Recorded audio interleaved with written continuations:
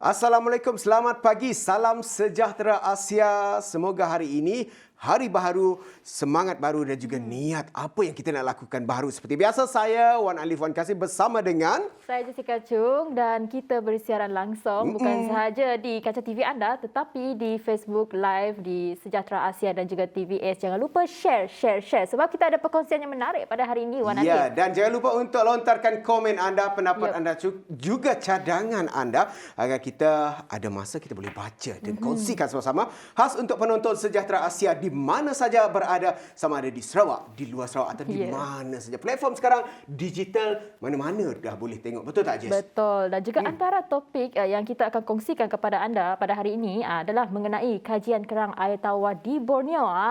Sebelum tu Wan Alif nak tanya, suka makan kerang tak? Kerang adalah sifat dia mempunyai, tak tahulah, saya rasa dia mempunyai urine acid kot. Kalau ada urine acid, penyakit yang ada kaitan dengan urine acid, saya tidak makan sangat lah. Oh, tak makan sangat, rugilah Wan Alif. Kalau saya semua makanan seafood memang makanan saya. Seterusnya Wan Alif, perkongsian yang kedua adalah kita akan bersama dengan penerbit program realiti Getaran Jiwa. Wow, Getaran Jiwa. Kita menyanyi kan hujungnya nanti? Ya, Wan Jess Alif kena menyanyi. Jess yang kena menyanyi. Tak nak, Wan Alif kena menyanyi. Okey, sebab sekarang ini tetamu kita ada berada di talian dah. Jadi kita tak nak buang masa. Kita akan menjemput Profesor Madya Dr. Khairul Adha bin Rahim, pensyarah kanan Fakulti Sains dan Teknologi Sumber UNIMAS. Selamat pagi Profesor. Apa khabar? Selamat pagi. Assalamualaikum. Sekarang berada di Kuching ya, Profesor?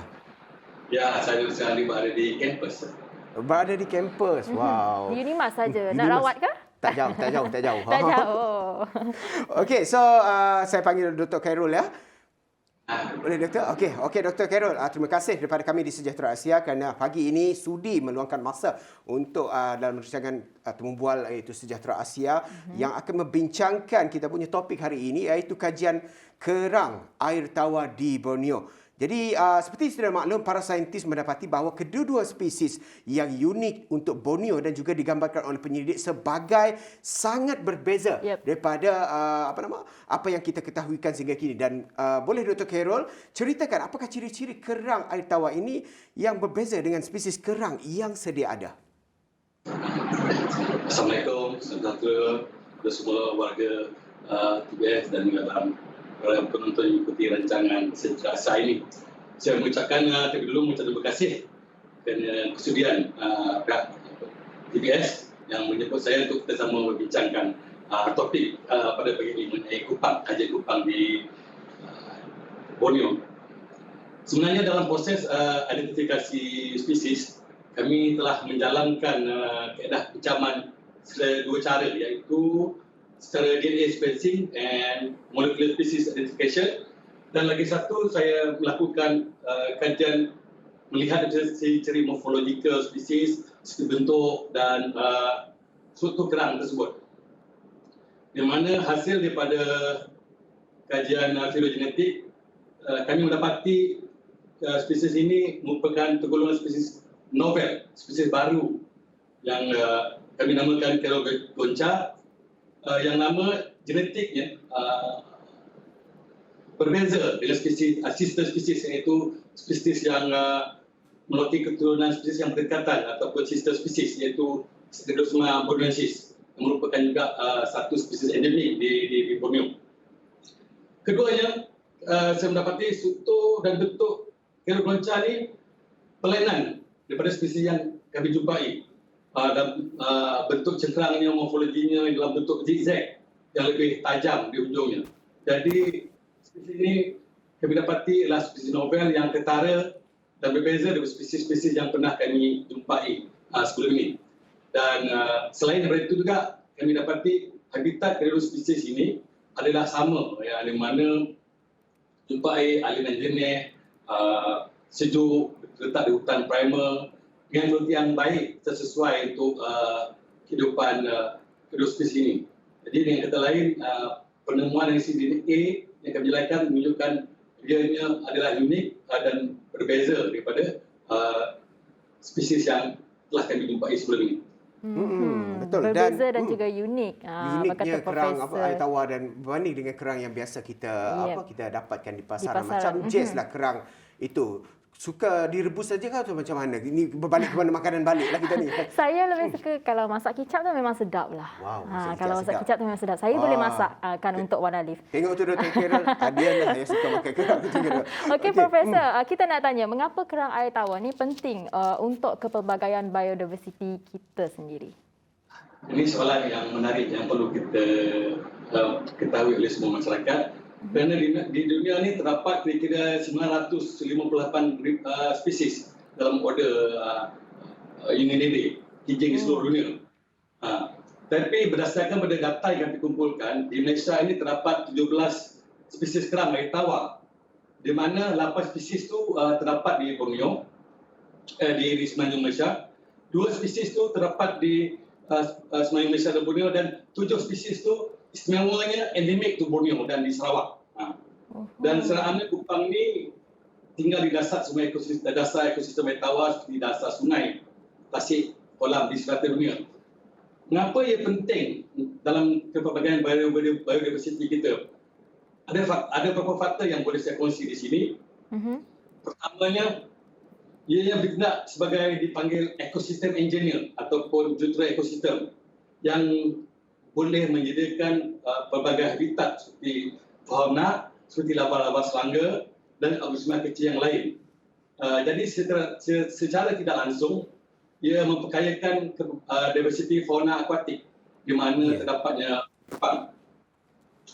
Dan sebagai ia juga berperanan menapis, menyaring alga, plankton, bakteria dan organisma lain di air, sehingga bertindak sebagai penapis biologi yang memainkan peran penting dalam pengintaran nutrien atau rantai makanan. Jadi keupayaan dia menapis air ini terbukti meningkatkan kejenihan dan kualiti air suatu habitat, di mana ia boleh menapis dengan kadar 1 hingga 3 liter air bagi setiap kerang yang hidup di habitatnya. Ya. Dan lagi satu, ia juga berfungsi sebagai biomonitoring tool ataupun penanda pencemar air, dikenal sebagai biomarker, kerana sesuai untuk menilai kualiti air satu tempat di habitat kupang tersebut. Dan di setengah tempat, ia juga menjadi sumber makanan, especially in the rural community in Southeast Asia, and also sebagai bahan hiasan, buat share, medical purpose. Dan saya pernah jumpa di setengah tempat di Kalimantan, di mana dia menggunakan shell tu buat banyak tempat tu, tapi dia gunakan untuk membuat kapur sirih. Tapi bukanlah spesies Caerogoncha, dia spesies lain yang common yang didapat di kawasan tersebut. Ya. Yang keempat tu saya suka Wana Leaf. Kepentingan yang keempat tu sumber makanan. Sumber makanan yang kata orang tu memberikan rasa makanan seafood. Mesti wajib, perkara wajib lah selalunya macam itulah je. Ya, saya rasa saya sendiri baru tahu yang di seluruh dunia, negara, yang ada 958 spesies ni bukannya calang-calang ya, banyak macam-macam nama dia ada. Dan juga saya kira banyak lagi hidupan yang mungkin kita belum discover lagi, Wana Leaf. Tapi apapun, selepas ini perbincangan lanjut, kita akan bersama dengan Profesor Madya. Kita berehat sebentar hanya dalam Sejahtera Asia.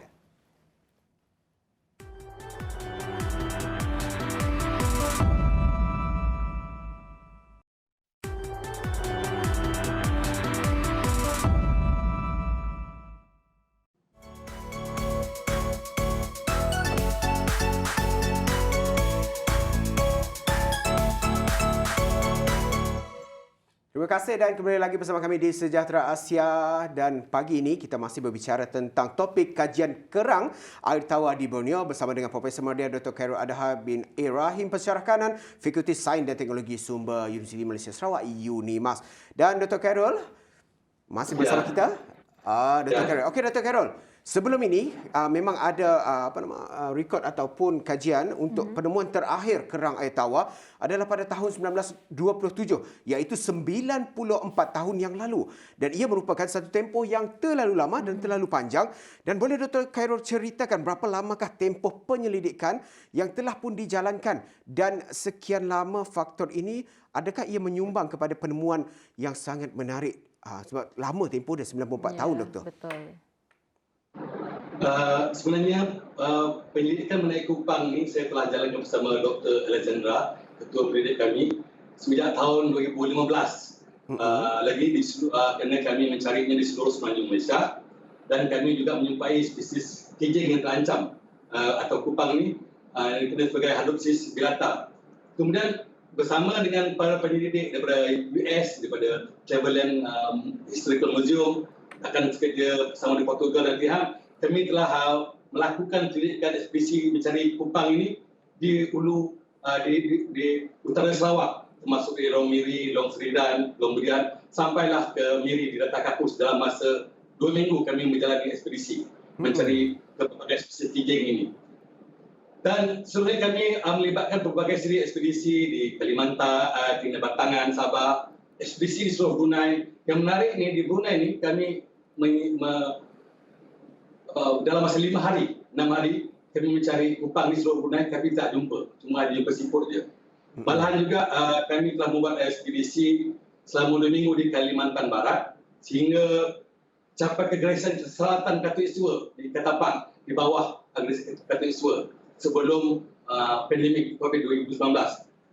Jadi sejarahnya semasa pencarian kupang pada tahun 2018 di Libang dan Lawas, kami cuba mencari rekod kupang atau Stenosma bonaensis yang endemik yang pernah direkodkan pada tahun rekod akhir yang dijumpai ini pada tahun 1927. Jadi semasa kami menjumpai kupang tersebut, kami dapati dia mirip seperti rekod yang telah dijumpai pada tahun 1927. Tapi setelah kami menganalisis, membuat sampel baru dengan gabungan DNA dan morfologi kupang ini, ternyata ia berbeza, berlainan daripada yang kami jangkakan.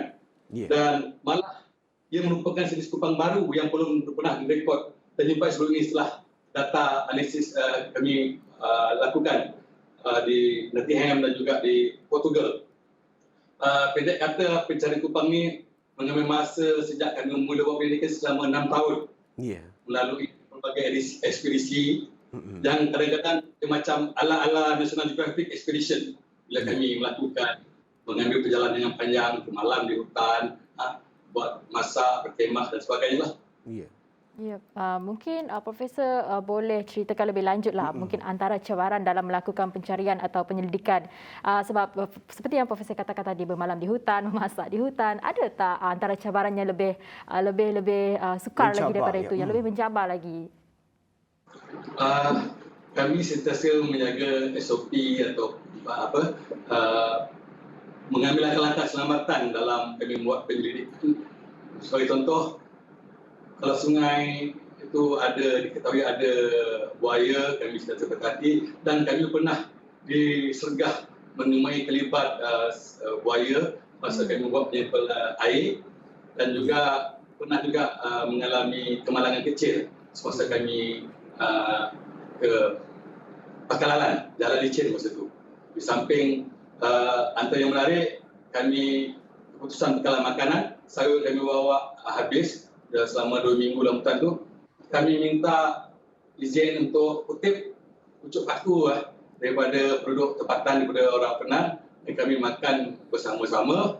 Dan our group, international group, they are very enjoy, happy sebab mereka rasakan kali pertama memakan pucuk paku yang terdapat di Sarawak ni. Dan itulah antara kesukaran yang dihadapi pihak researcher ni sebenarnya, Wan Ali. Dan di kaca TV sekarang tengok mungkin ini adalah salah satu cara untuk mereka mencari spesifik sekarang air tawar yang pastinya bukan mudah, benda kecil macam tu, bukan nampak sangat kalau dengan mata kasar, tetapi ianya adalah cabaran dan perlu dilakukan untuk memastikan kajian kerang air tawar ini dapat dilindungi, mungkin dapat berterusan sehingga generasi yang akan datang. Okey, Doktor. Ya, Doktor. Okey, sedia maklum Doktor yang populasi kerang air tawar ini semakin menurun dan kemungkinan disebabkan oleh penebangan hutan berskala industri dan juga perubahan penggunaan tanah di hutan hujan primer ke pertanian monokultur dan terutamanya pekebun kelapa sawit, Doktor. Dan mengapa ini terjadi dan apakah sebenarnya yang boleh dikatakan memberi impak negatif kepada kehidupan akuatik di Borneo ini, Doktor? Dalam hal ini, menurut para pakar pendidikan yang berkaitan dengan kualiti air lah, bahawa sekiranya kita tidak mengawal selia baik amalan peladangan aktiviti untuk monokultur ini, dia boleh menyebabkan tahap aktivitas tanah yang tinggi, tahap peningkatan hasil sedimen, endakan lumpur, pencemaran sisa bahan organik dan organik yang akhirnya mengalir ke sungai. Dan bila situasi ini berlaku, dia boleh mempengaruhi kehidupan kupang, air tawar yang secara langsung menurunkan kualiti habitat atau kualiti air, atau secara langsung dia memberi kesan kepada pengurangan ikan perumah, kerana kupang ini perlukan perumah di mana dia melekatkan laba-labanya kepada ikan yang tertentu untuk menetapkan kitaran hidup kupang atau kijing ini. Selain daripada itu, faktor lain yang berpotensi yang boleh menurunkan, mempengaruhi populasi dan berkurang dari Borneo ini adalah pencemaran daripada tumbuhan domestik dan industri, perubahan hidrologi, pelombongan, perubahan iklim semasa dan juga kehadiran spesies asing terdapat dalam ekosistem air tawar negara kita lah. Dan ianya sepatutnya bila kita lihat, Jess, ianya nampak kesan jangka masa panjang apabila penerokan hutan yang tidak teratur. Mungkin penerokan hutan disebabkan pertanian dan juga ke arah pemodenan kawasan tersebut, ia memberi kesan kepada hidupan seperti kerang yang mungkin satu hari nanti sukar ditemui kembali. Betul tak, Jess? Ya, dan juga antara salah satunya penyebabnya mungkin akan menimbulkan hakisan tanah yang tinggi tadi dan menurunkan kualiti habitat air. Dan Profesor Madya, soalan yang mungkin kita nak ajukan seterusnya. Mengikut kenyataan oleh Dr. Alexander Ziritz, Ketua Pasukan Penyelidikan dari University of Nottingham ini, salah satu spesies kerang air tawar ini mempunyai risiko kepusphusan yang sangat tinggi kerana satu-satunya lokasi di mana ia telah ditemukan telah didedikasikan untuk industri ladang kelapa sawit. Apa tindakan susulan yang diambil oleh pihak Dr. Khairul dalam memastikan spesies ini tidak pupus, Doktor? Bagi memastikan spesies yang baru dijumpai ini terus terpelihara untuk tetap masyarakat di nanti akan datang, adalah dicadangkan sebagai pihak kerajaan negeri dan jabatan-jabatan yang berkaitan agar dapat melindungi dan memelihara kawasan penemuan ini. Dan kami juga ada menyediakan dengan dalam proses penyediaan kertas kerja untuk diajukan kepada kerajaan negeri agar supaya kawasan itu terus terpelihara dan tidak diganggu, supaya kijing tersebut terus hidup di kawasan kita semula jadi. Ianya bukan saja dapat membantu pemeliharaan kepelbagaian Malaysia yang unik ini, tapi juga sebagai satu penghormatan dan penghargaan kepada etnik Lombawang, yang mana kami menamakan spesies itu Karagonca Lombawang Riung di kawasan di mana spesies tersebut dijumpai. Dan untuk lebih lanjut, kami juga perlu mengetahui keperluan habitat spesies tersebut dan menepasi spesies ikan yang perumah yang mereka perlukan, supaya kita mengetahui keadaan yang sesuai untuk kerang ini dapat hidup dan terus terpelihara. Itulah antara perancangan yang bakal dilakukan selepas ini. Dan kita lihat kajian ekotik Borneo ini amat penting. Seperti mana yang Dr. Khairul katakan tadi, ia memberi kesan dan diharap ianya tidak menjadi satu fenomena yang biasa dilakukan, kerana hidupan macam ini perlu dikawal dan dijaga juga, kerana generasi akan datang berhak untuk memastikan mereka kenal juga spesies-spesies kerang seperti air tawar. Spesiesnya air tawar lah yang jarang ditemui. Ya, dan kalau kita lihat kepentingan akotik ni, sumber akotik ni kepada manusia sebenarnya ada banyak sebenarnya, nilai perubatan, bekalkan bahan mentah kepada manusia, dan juga banyak lagi lah biodiversity juga menjadi tempat riadah. Kita boleh berkunjung, betul bersama dengan keluarga dan sebagainya. Dan itu saja daripada Profesor. Terima kasih daripada Profesor Madya Dr. Khairul Adha bin Ibrahim, Pensyarah Kanan Fakulti Sains dan Teknologi Sumber Manusia, Sumber Unimas, Sumber Manusia pula, Sumber Unimas. Terima kasih daripada kami Sejahtera Asia. Semoga kita berjumpa lagi insya-Allah pada masa yang akan datang. Terima kasih, Doktor. Terima kasih, Doktor. Sama-sama. Ya. Okey, seterusnya Wan Alif, kita akan berkongsi kepada penonton semua mengenai kupasan-kupasan isu semasa. Betul. Tapi sebelum itu, kita berehat seketika, kembali selepas ini. Tetap bersama kami di Sejahtera Asia.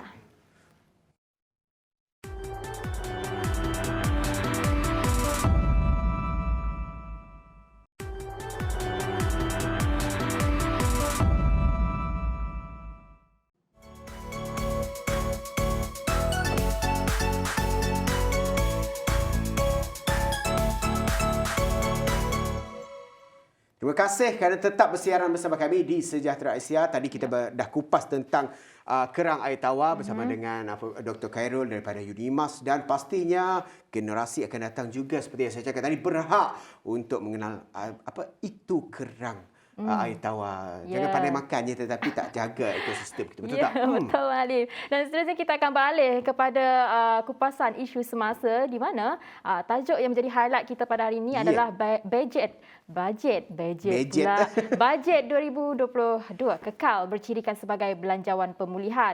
Menteri Kewangan Tengku Datuk Seri Zafrul Tengku Abdul Aziz berkata berdasarkan 3 fokus utama bajet 2022 iaitu memacu pemulihan ekonomi, recovery, membina semula daya ketahanan negara, resilience, dan memangkin pembaharuan reform bank dan institusi kewangan termasuk institusi kewangan pembangunan DFI yang akan memainkan peranan penting untuk terus maju. Dan Wan Alif, tahun 2022 akan menjadi tahun yang kritikal bagi Malaysia. Kita sedia maklum tahun untuk bangkit dan memulakan bukan hanya pemulihan ekonomi tetapi pemulihan industri. Dan juga ini juga Wan Alif, kehidupan dan pekerjaan terutama pada mereka yang terkesan dan terjejas kerana pandemik. Apa kata Wan Alif mengenai ciri sebagai belanjawan pemulihan ini? Adakah Wan Alif setuju atau tidak? Saya setuju dengan memetik apa yang beliau katakan, iaitu Tengku Zafrul katakan, dalam membina daya tahan, bank dan juga institusi kewangan memainkan peranan yang penting, iaitu menyokong pelanggan dalam peralihan mereka kepada keperluan normal yang baru,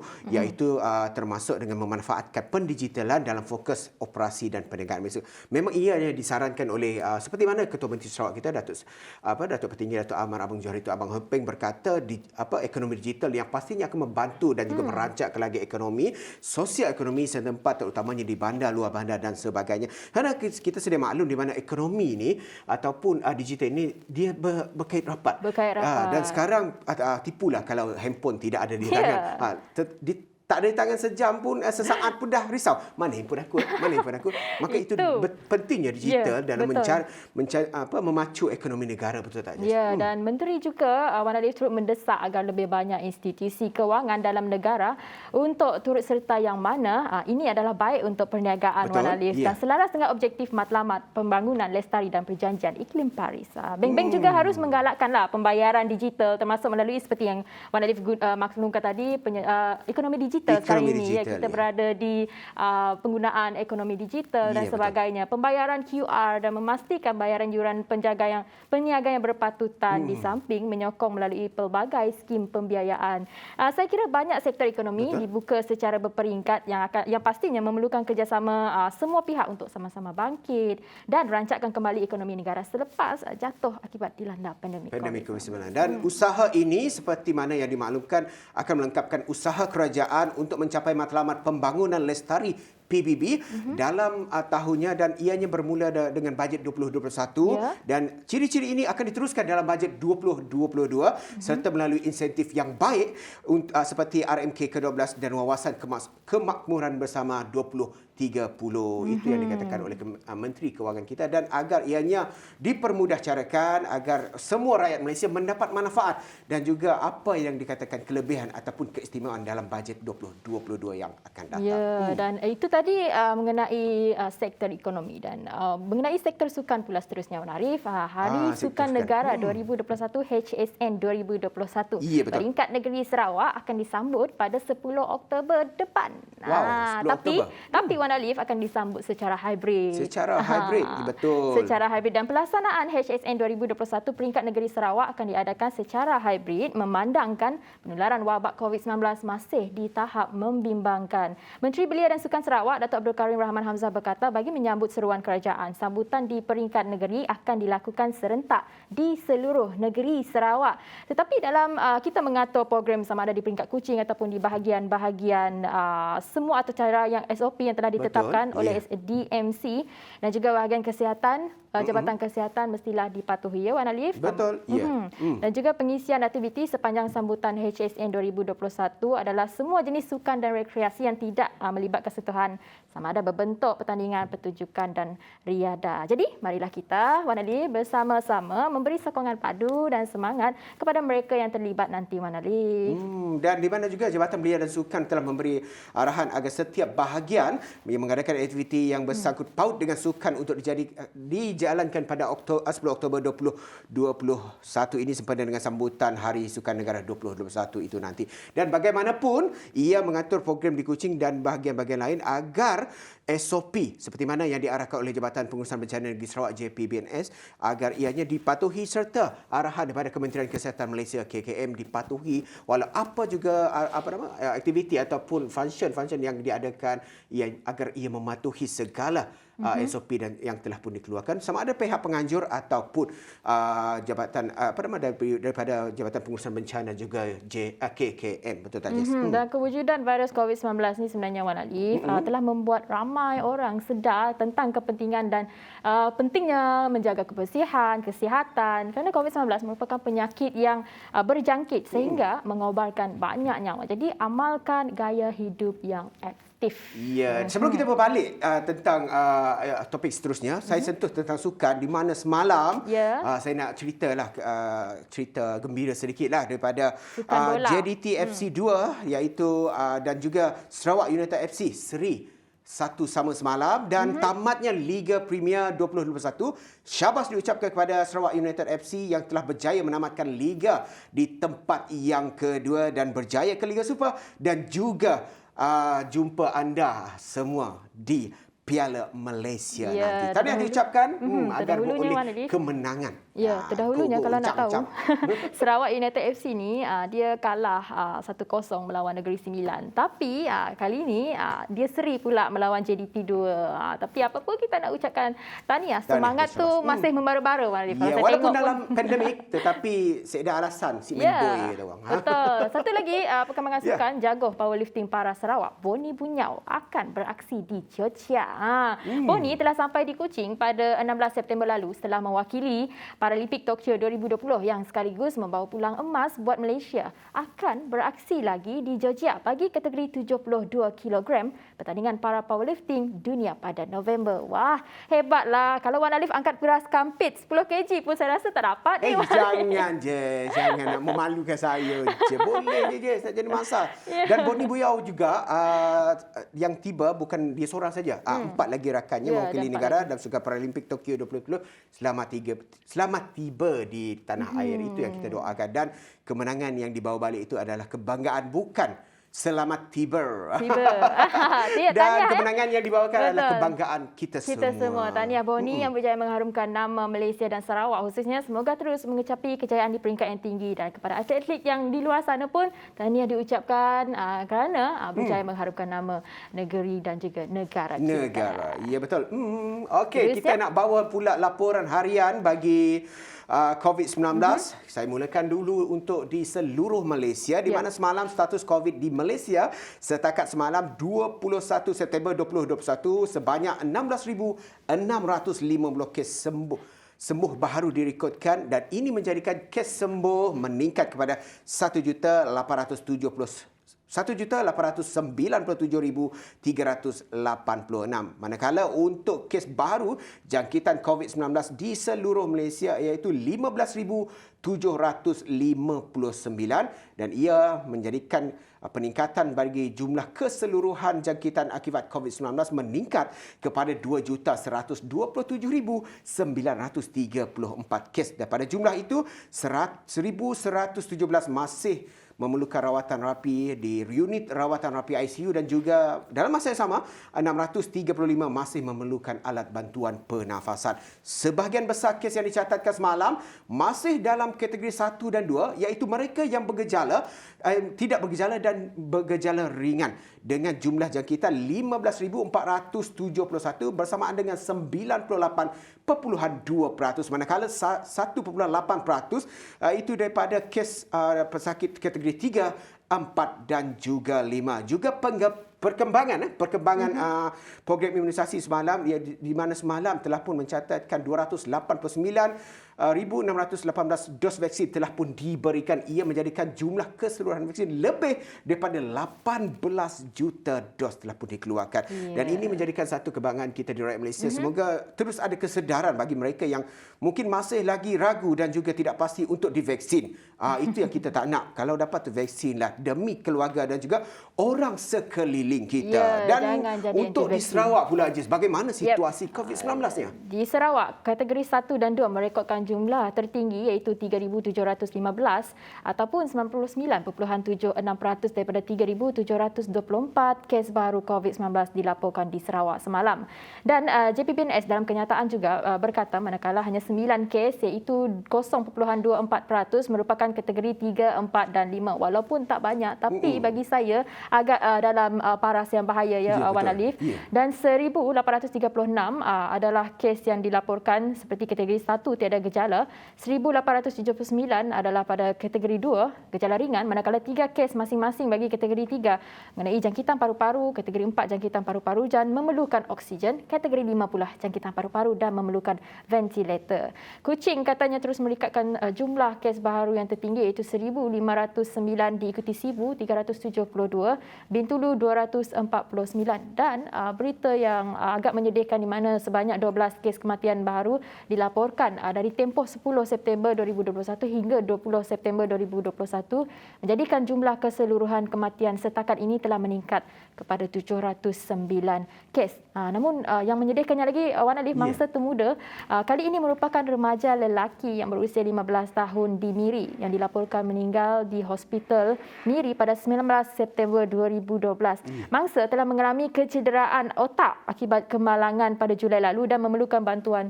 sokongan khas. Namun kita nak ucapkan takziahlah kepada ahli keluarga mangsa dan kita akan terus mengekang ataupun melawan COVID-19 walaupun kita akan berada di fasa endemik di masa yang akan datang nanti, Wan Alif. Dan endemik bukan sahaja bukan jalan mudah ataupun jalan pintas untuk kita berasa kebal, tetapi ia adalah satu-satu yang kita kena jalani dan kita terima takdir ini yang kita akan hidup bersama dengan pandemik COVID-19. Dan jangan ke mana-mana, selepas ini kita ada topik menaik getaran jiwa. Ya, lepas ni Wan Alif nak dendangkan lagu kepada penonton semua. Jadi teruskan kesetiaan anda hanya dalam Sejahtera Asia.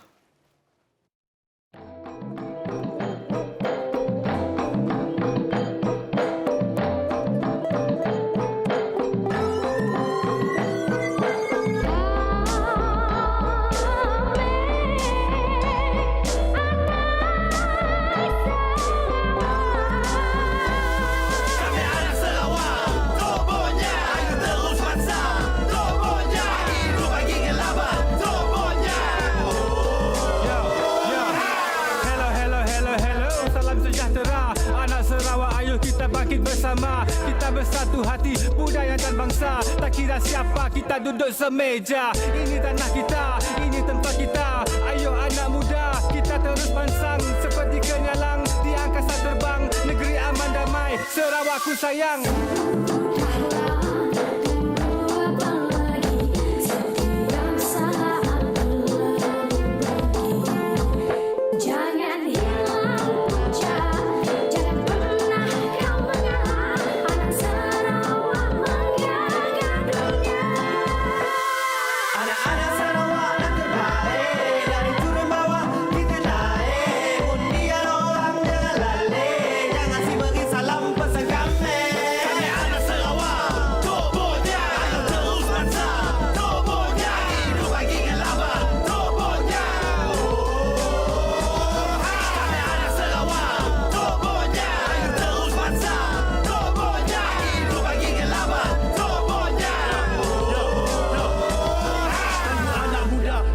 Sudah tiba misi dan visi pasti kita teruskan bersama bagi kebangkitan belia negeri tercinta, ekonomi digital saranan CM kita. Satu hati, satu jiwa, satu rasa, satu bangsa, semangat anak Sarawak tidak kira di mana-mana. Bumi kenyala kebanggaan kita di mata dunia. Demi Sarawak ku serahkan segalanya. Apa yang pandai-pandai mana Sarawak si pandai Sarawak. Sampai New York Mia kita nang bermadai. Jangan dicabar anak Sarawak. The World Heritage for Sarawak.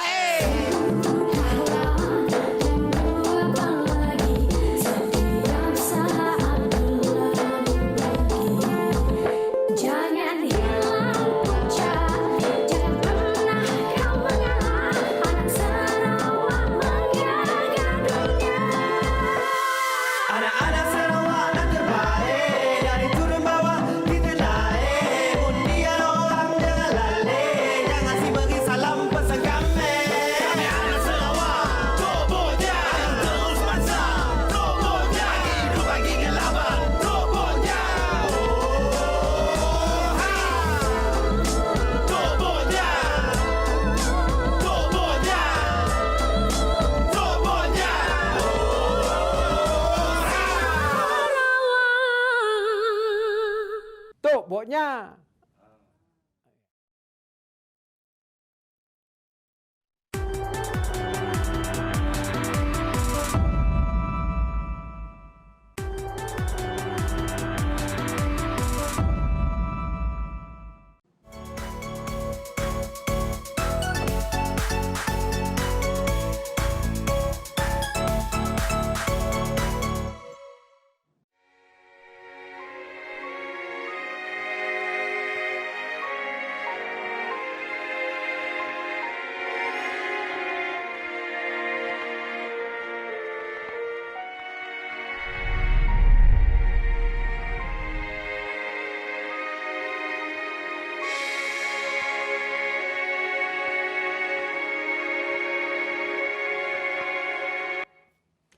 Saat yang bahagia datang sekejap saja. Amboi. Tak sabar saja. Saya rasa awak yang patut hantar penyertaan dalam Getaran Jiwa. Penyertaan apa tu? Penyertaan dalam Getaran Jiwa. Topik yang kita akan kupas bersama dengan penerbit. Penerbit rancangan realiti iaitu bersama dengan Yumi Suryani. Selamat pagi. Selamat pagi Yumi. Hai, selamat pagi. Hai Wan Alif, hai Jessica. Hai. Wow, rambut. Cantik Cantiknya rambut. hari Bila ni. lagi saya nak Wow. buat macam Wah, tu? asyik. Okey, Yumi, kita nak tanya apakah keunikan Ya. yang dibawa oleh program realiti terbaru TVS Getaran Jiwa untuk kali ini dan adakah format undian digunakan seperti kebanyakan program realiti yang lain, Yumi? Alright, thank you Jessica dan Wan Alif sebab invite I pergi pula. Okey, bersama korang dalam Sejahtera Asia pagi ni. Alright, Getaran Jiwa. What makes it different than any other reality show? Okey, pertama, keunikan program ni itself. Kita tak mengikut konsep program reality yang lain di mana penonton dah tahu barisan peserta untuk sepanjang musim kebiasaannya kan. Jadi tetapi untuk Getaran Jiwa, kita ada 49 orang peserta yang kita akan introduce setiap minggu. Okey, daripada minggu pertama sehingga minggu ke-7 of which we call it preliminary round, 7 orang peserta akan berentap setiap minggu dan hanya 2 orang pemenang mingguan akan terpilih untuk memasuki semifinal. Dan dari 14 pemenang mingguan tu kita akan bawa mereka berentap di pusingan separuh akhir selama 2 minggu. Dan hanya 6 peserta yang akan layak ke final stage Getaran Jiwa. Wow. Okay, alright. And then also yang kedua, yes, kita ada undian untuk penonton kita pilih peserta favourite dia orang setiap minggu. Tetapi nasib peserta kita ni bukan hanya di tangan penonton semata-mata atau what we call as juri awam. Kita juga ada juri profesional yang akan menilai persembahan peserta kita ni lah. Ya, banyak juga ya peserta, maksudnya 49 peserta diberikan Yes, peluang betul. untuk berentap, namun hanya Patut saya tak dapat masuk, Jess. Ya, patut tak? Awak ada hantar penyertaan ke tak? Tak, belum lagi. Kalau ada tadi saya memang akan undi sebab separuh daripada undian adalah daripada juri awam namun separuh lagi daripada juri profesional. Dan juga dalam Getaran Jiwa ini, pemilihan konsep itu amat penting juga. Mana-mana pertandingan pun konsep amat penting. Tetapi Getaran Jiwa mengetegahkan konsep P. Ramlee untuk program ini. Adakah konsep ini diaplikasi dalam pemilihan lagu sahaja ataupun secara keseluruhannya, Yumi? Dan juga tema pemilihan pakaian juga ataupun boleh dikatakan look and feel untuk program ini sahaja, Yumi? Okey, Wan Alif. Okey, kenapa saya pilih konsep P. Ramlee untuk program ni? Okey, selain kita nak mengetengahkan bakat-bakat menerusi lagu klasik Allahyarham Tan Sri P. Ramlee dan Allahyarhamah Puan Sri Saloma, kita juga nak membawa para penonton kita mengimbau kembali zaman nostalgia kedua-dua seniman and not to mention menghayati karya teragung Allahyarham Tan Sri P. Ramlee. Alright. Getaran Jiwa is not about looking for the next Tan Sri P. Ramlee or the next Puan Sri Saloma. Kita hanya meletakkan lagu kedua-dua legenda ni sebagai asas persembahan. Tetapi peserta kita diberi kebebasan untuk membawakan lagu-lagu ini dengan cara mereka yang tersendiri. Jadi kita taklah meletakkan syarat-syarat peserta wajib mempunyai suara ataupun pewatakan seperti Tan Sri P. Ramlee atau Puan Sri Saloma. Yang penting cara penghayatan dan mutu persembahan dia orang lah. Betul, Yes. penghayatan tu penting. Tak perlulah macam muka ira-ira Piramli, suara biji macam Piramli. dan suara macam apa kata orang Piramli. Tapi tu. saya baru perasan ya, Walif ni ada iras-iras macam Piramli. Aduh, lagi dia puji kita Dari tepi Yumi. lah, dari tepi lah. Tak apa. Nombor akaun. Piramli melata. Okey, Yumi, kalau dilihat je Wan Ali, Okey, hai. penampilan penerbit kita ni dia macam swag. Tak macam mungkin tak serasi lah dengan program reality yang dia Kenapa terbitkan saya sendiri. pula jadi contoh sebenarnya? Kenapa Yumi memilih untuk melakukan program reality Getaran Jiwa yang berunsurkan klasik ni, Wan Ali pula Yumi? Itulah lagi. Alright. Okay, bagi I, okay, walaupun rambut I kuning, blonde, tapi actually kita ni, kita nak, seperti yang saya katakan tadi lah, kita nak menghargai kan lagu-lagu Allahyarham Tan Sri P. Ramlee, karya teragung beliau. Tapi bagi I lah, tak semestinya orang-orang yang berumur yang meminati lagu-lagu beliau, tetapi anak-anak muda juga, termasuk I sekali. Sebab bagi kita, kita tahu beliau juga bukan sahaja seorang seniman tetapi tokoh negara kita, betul? Ya, betul. Dan seperti ini adalah contoh yang baik sebenarnya Wan Ali. Sebab anak muda sendiri yang bangunkan dan yang bagi fresh sikit lagu-lagu lama, bagi mengimbau ke nostalgia. Bagi saya, Jess, Ya. legasi yang ditinggalkan oleh Allahyarham Tan Sri P. Ramlee ini ianya berkekalan sehingga ke hari ini, dan apa sahaja cerita ataupun lagu yang dimainkan ia memang ada kenangan atau bercerita itu sendiri. Tadi Dan- Wan Ali pada sebut legasi kan. Legasi. Nak tahu juga kepada penonton semua, Yumi Suryani ini merupakan penerbit juga rancangan Legasi Seni. Dah tengok belum sebelum ni? Dah, kenapa tak? Kalau tak tadi jaga kau. Okey, lepas ni kita nak tanya lebih lanjut kepada penerbit kita, tapi kita nak berehat sebentar. Nak nyanyi je. Ya, nak nyanyi. Awak Alif nak nyanyi. Okey, kita berehat sebentar dalam Sejahtera Asia. Malamku bermimpi hai dengan satu bintang, berkata-kataku di jendela. Kanda lihat Dinda tersenyum memandang asmara gelora buat Kanda sayang. Kami, Nia Hasan. Saya, Firafandi. Adakah anda yang kami cari? Irama, membawa kenangan. Getaran Jiwa.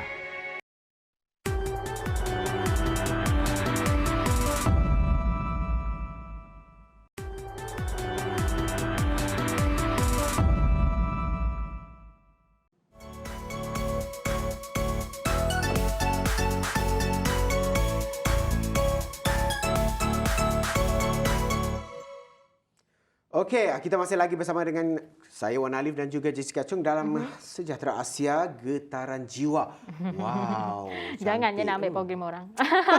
Tak, ini program dalam TVS juga, Getaran Jiwa. Tapi kali ini Sejahtera Asia kita tampilkan dia punya penerbit ataupun Ya, konsep dia lebih kurang macam P. Ramlee. Bukan lebih kurang, memang konsep dia P. memang Ramlee P. Ramlee kot. Dan jadi, kita masih bersama Yumi. Yumi. Hello Yumi. Hello, hi, ya. Yumi. Okey, Yumi. Masih di sini. Bila kita lihat proses pemilihan peserta, sebab peserta ni banyak, macam mana proses pemilihan dia, dan juga siapakah yang layak sebenarnya untuk menyertai pertandingan ini? Sebab kalau kita lihat P. Ramlee, tema P. Ramlee bukan mudah dengan Bukan lagunya mudah. dan sebagainya. Betul. Bagaimana pemilihan itu berlangsung? Okey, memandangkan program Getaran Jiwa ni kita terbuka kepada seluruh rakyat Malaysia. Okey, proses pemilihan peserta ni kita lakukan secara online, memandangkan kita sekarang masih dalam pandemik COVID-19 kan. Okey, bermula dari 14 Ogos yang lepas hingga 18 September minggu lepas.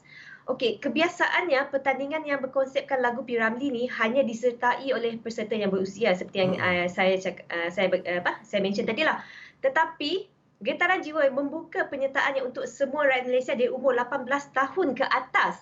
And you know what, Wan Alif dan Jess, surprisingly tahu, penyertaan yang kita terima disambut baik di kalangan belia bukan sahaja daripada Sarawak tetapi Sabah, seluruh Malaysia. Wow. Yes. Susah nak pilih tu Wan Alif. Susah Kalau nak pilih saya kalau ni semua kepala saya nak ya. pilih. Mungkin Yumi boleh kongsikan apa antara latihan yang diberikan kepada peserta yang menyertai program Getaran Jiwa ni? Okey, untuk getaran jiwa kita tidak menyediakan latihan ataupun vocal coach. Kerana apa? Kita nak, we are looking for raw talent.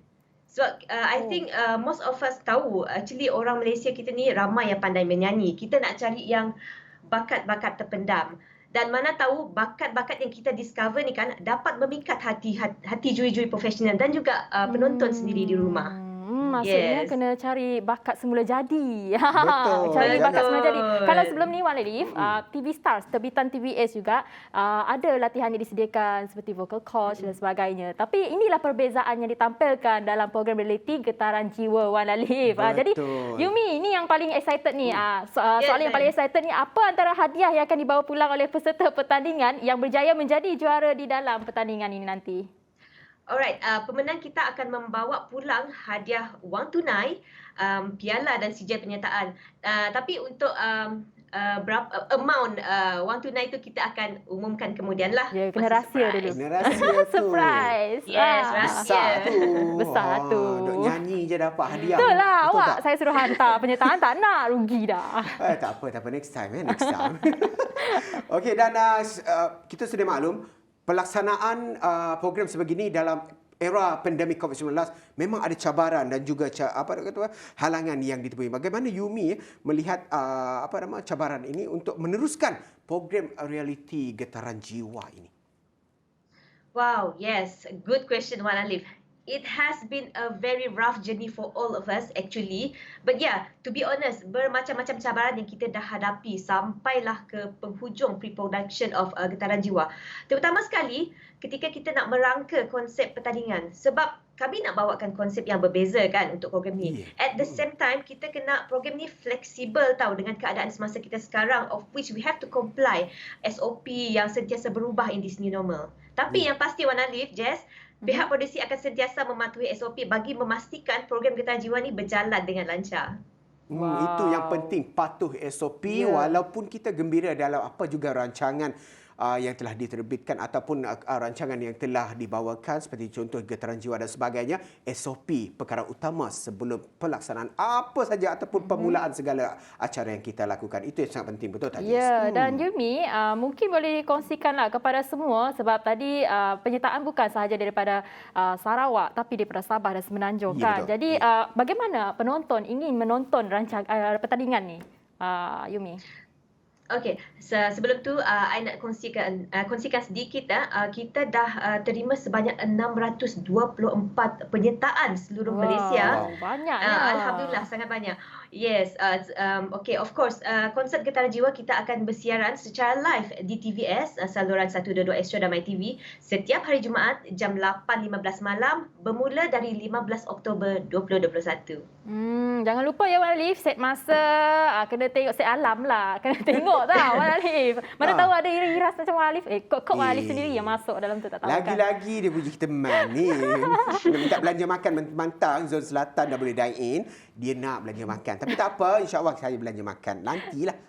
Ya. Okey Yumi, sebagai seorang penerbit yang bertanggungjawab dalam program ataupun rancangan reality TV Getaran Jiwa ini, apakah harapan dan juga dorongan yang akan memastikan kejayaan program ini yang mungkin boleh menjadi satu platform besar dalam pelaksanaan program-program yang akan datang? Mungkin ada orang nak ikut jejak Yumi nanti. Apakah harapan dan juga motivasi yang boleh diberikan serta dikongsikan kepada mereka yang menyaksikan Sejahtera Asia pada pagi ini?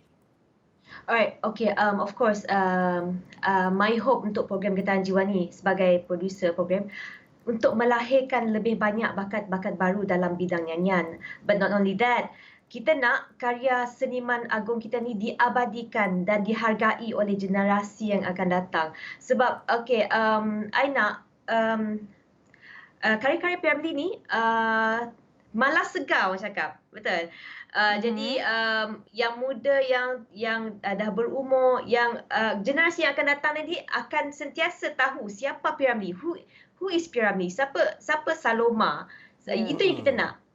Yes. Okey, buat masa sekarang, buat masa sekarang memang seperti yang I cakap tadi lah, daripada submission itu sendiri, from the submission that we receive itself, pelbagai generasi yang kita tengok, daripada umur 18 tahun sampai ke umur 70 tahun yang masuk bertanding. Yeah. Dan begitulah tadi harapan seorang produser bagi program rancangan reality TV Getaran Jiwa yang pastinya akan menemui penonton tak lama lagi. Betul. Dan semuanya didoakan agar dipermudahkan segala urusan. Terima kasih Yumi Terima kasih, atas Yumi. perkongsian yang Terima sangat kasih, menarik ini. Tuan Alif. Ya, dan inilah dia penerbit muda Yumi Suryani yang sangat berbakat. Dia boleh menyanyi, Wan Alif. Bukan calang-calang ya, boleh baca berita, boleh juga hosting dan juga menerbitkan beberapa buah program di TVS. Wow, sangat menarik. Dan itu menjadi satu batu lonjatan dan juga semangat kepada mereka di luar sana agar terus berusaha apa saja halangan dalam pandemik COVID-19. Dan kita telah pun berada di penghujung rancangan. Seperti biasa, ada pantun khas untuk semua penonton Sejahtera Asia pada pagi ini, iaitu Bunga Gaharu di Tepi Padang, gugur bersama hati dan jiwa. Mu nak berlagu ya sayang? Masuklah Getaran Jiwa. Pantun untuk Getaran Jiwa. Itu dia tadi daripada kita semua, kita berdua. Ya. Dan saya Wan Alif. Saya Jessica Chong. Daripada inspirasi, kami cetuskan inovasi. Assalamualaikum dan bye-bye. Peace.